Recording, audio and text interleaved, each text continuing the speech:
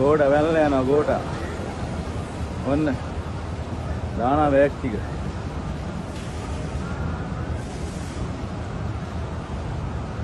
ඉවරයි නම් ගන්න වීඩියෝ එක.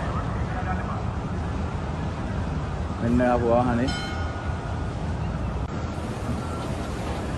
ගෝඩ වැල්ලා යනවා ගෝඩ. ඔන්න දාන බෑග් ටික.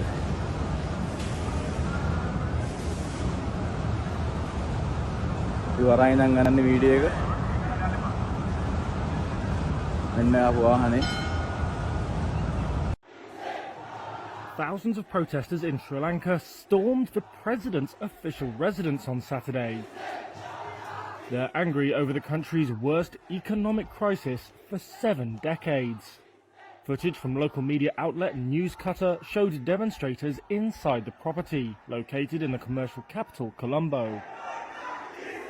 The chants you can hear are calling for President Gotabaya Rajapaksa to step down. He was not inside the residence, 2 Defence Ministry sources said, having left on Friday ahead of planned weekend rallies. Footage circulating on social media showed some bathing in a swimming pool inside the president's house.